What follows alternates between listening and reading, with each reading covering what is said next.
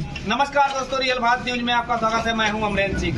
मैं इस समय हूं उत्तर प्रदेश के अमेठी लोकसभा क्षेत्र में। जैसा कि आपको पता है, चुनावी महाकुंभ की तैयारी पूरी हो चुकी है, शंखनाद हो चुका है, बिगुल बज चुका है, सारी पार्टियां कमर कस चुकी हैं और अब सारी पार्टियों के जितने भी नेता हैं जिनको टिकट मिला है, चुनाव लड़ने का मौका मिला है, सब ज्यादा से ज्यादा जनता के पास पहुंचना चाहते हैं और ज्यादा से ज्यादा यह चाहते हैं कि वो जनता के बीच में ही रहें और ज्यादा से ज्यादा जनता का आशीर्वाद उनको मिले। इसी विषय पे बात करने के लिए हमारे साथ इस समय अमेठी जिले से गैरीपुर चौराहे पे हम खड़े हैं और यहाँ के इसी गांव के कुछ निवासी हमारे साथ मौजूद है। आइए इनसे जानते हैं कि अमेठी की राजनीतिक महत्वाकांक्षा क्या है। अपना सा परिचय हमारे चैनल के माध्यम से। मैं शंकर सिंह ग्राम सभा गैरीपुर का निवासी हूँ, कृषि कार्य करता हूँ, खेती बाड़ी करते हैं जी। इसके अलावा और कोई व्यवसाय? नहीं, व्यवसाय हमारा नहीं है। हम MA B.Ed थे। हमारा सदर शिक्षक के रूप में जनता इंटर कॉलेज रामगंज में सहायक अध्यापक के पद पर चयन हुआ था, लेकिन वर्तमान सरकार ने और सुप्रीम कोर्ट के आदेशानुसार तदर्थ शिक्षकों को समाप्त कर दिया गया, उनकी नियुक्ति अवैध घोषित कर दी गई, इसलिए हम इस समय बेरोजगारी। मतलब कहीं ना कहीं आप इस समय बेरोजगार हैं, तो उसके बाद आप कहीं कुछ और नया करने की कोशिश किए कि नहीं किए? अभी तो फिलहाल खेती में ही कार्य कर रहे हैं। खेती में ही कर रहे हैं। खेती मतलब खेती से गुजारा हो जाता है, भरण पोषण हो जाता है परिवार का?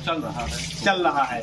चलिए ठीक है, आप देख सकते हैं यहीं की निवासी, इनका कहना है कि कहीं ना कहीं ये शिक्षक पद पे थे, इनका चयन हुआ था, अध्यापक पद पर चयन हुआ था, लेकिन वर्तमान सरकार के द्वारा उस पद को ही खत्म कर दिया गया और कहीं ना कहीं आज ये भी बेरोजगार हैं और कहीं ना कहीं खेती से इनका गुजारा हो रहा है। चलिए बात करते हैं अमेठी जिले की। अमेठी एक ऐसा जिला है जहाँ जिस लोकसभा मतलब अमेठी एक ऐसी लोकसभा सीट है जिसकी चर्चा विदेशों में भी होती है, क्योंकि गांधी परिवार का यहाँ बहुत बड़े पैमाने पे सहयोग रहा है, सहभाग रहा है। तो इस बार अमेठी का राजनीतिक दृश्य क्या होने वाला है?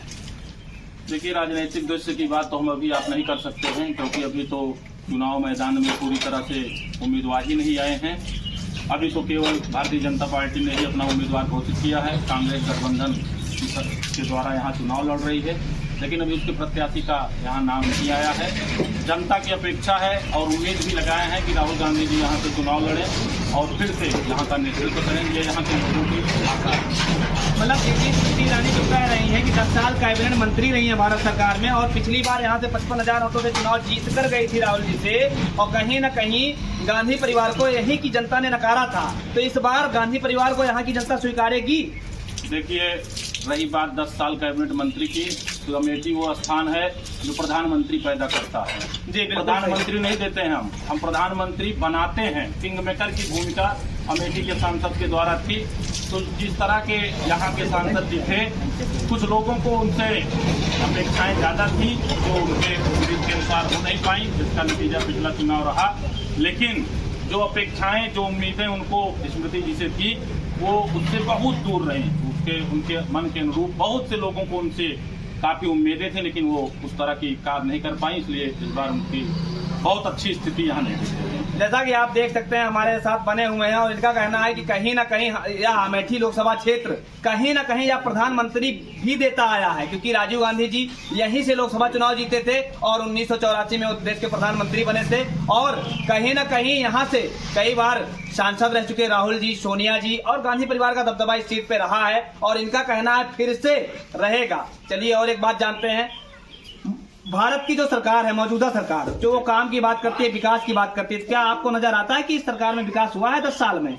देखिए, विकास की बात की जाए तो विकास शब्द ही अभी अधूरा है। सबसे पहली बात हम करेंगे, इस सरकार ने प्रतिवर्ष 2 करोड़ रोजगार देने का वादा किया था, जो अभी तक इनका कहीं दिख नहीं रहा है। बेरोजगारी, महंगाई, ये सबसे बड़ा मुद्दा है जिसको ये सरकार पूरा करने में नाकाम रही है। और उत्तर प्रदेश की राजनीति में खासकर सबसे ज्यादा जो आम जनमानस में आपको समस्या दिखती है, छुट्टा जानवरों की, जिससे यहाँ के किसान और सड़क पर चलने वाले राहगीर भी काफी परेशान हैं। और अगर छुट्टा जानवरों पर ही अंकुश लगा दिया जाए तो जो कृषि कार्य से जैसे हम जैसे नौजवान लगे हुए हैं, तो इनको काफी सहूलियत मिले। लेकिन ऐसा हम लोगों को दिख नहीं रहा है और ये बहुत बड़ी समस्या छुट्टा जानवर। लेकिन सरकार तो कह रही है, उत्तर प्रदेश की सरकार कह रही है, शासन प्रशासन कह रहा है, यहाँ तक कि उत्तर प्रदेश के प्रमुख सचिव का भी कहना है कि कहीं न कहीं छुट्टा जानवरों के लिए गौशालाओं का निर्माण हर न्याय पंचायत में की गई है और कहीं न कहीं लगभग ग्रामों में भी गौशालाओं का निर्माण हुआ है। तो गौशालाओं का जो निर्माण हुआ है, इसका किसान को लाभ मिल रहा है कि नहीं मिल रहा है? हम ज्यादा दूर नहीं जाएंगे, अभी आपको यहीं दिखाते हैं। 100-150 छुट्टा जानवर यहीं बैठे हैं।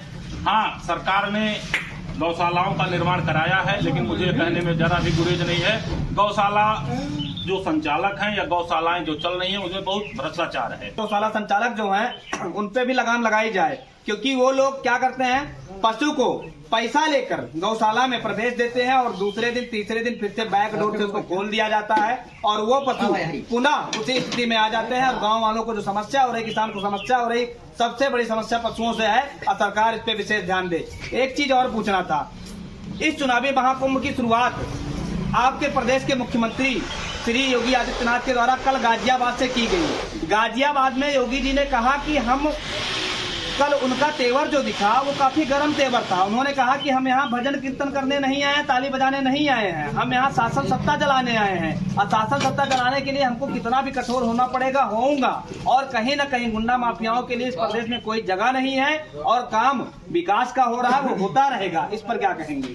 देखिए, गरम तेवर करने से सरकार नहीं चलती है, तेवर को आपको क्रियान्वयन में भी लाना होगा। हाँ, ये कह सकते हैं योगी जी की सरकार में गुंडागर्दी या अन्य तरह की जो आपराधिक गतिविधियां थी, इन पर लगाम लगा है, लेकिन अभी भी बहुत सारी चीजें हैं जिनसे योगी जी को पार पाना होगा। उत्तर प्रदेश में महंगाई, सबसे बड़ी समस्या बेरोजगारी और छुट्टा जानवर, इन पर योगी जी को अपना कड़ा रुख अपनाएं, तब कहीं जाकर के वो अपने को अच्छा शासक कहला।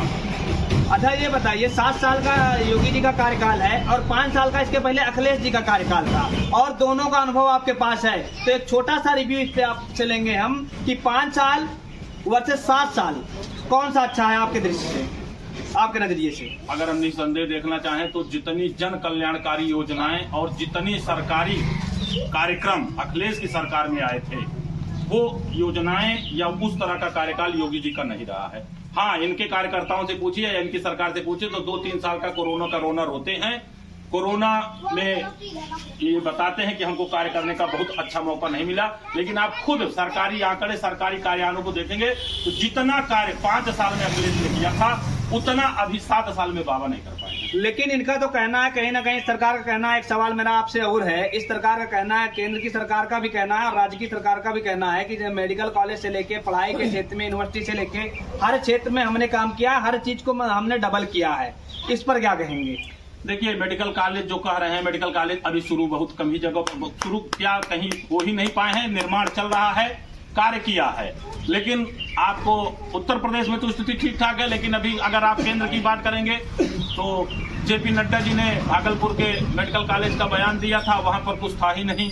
तो इस तरह हम ये कहेंगे कि अभी पूरी तरह से उनकी ये योजना धरातल पर नहीं आई है। कहीं ना कहीं आपका कहना है कि जो भी मेडिकल कॉलेज बन रहे हैं अभी भी उसका संचालन कहीं ना कहीं नहीं हो रहा है, मतलब पेपर वर्क पे संचालन हो रहा है, लेकिन कहीं ना कहीं अगर आप फील्ड पर जाएंगे तो उसका संचालन नहीं हो रहा है। चलिए, अंतिम सवाल, इस बार इस चुनाव में सत्ता पक्ष में कौन आएगा? सत्ता पक्ष में बना रहेगा या विपक्ष की एंट्री होने जा रही है?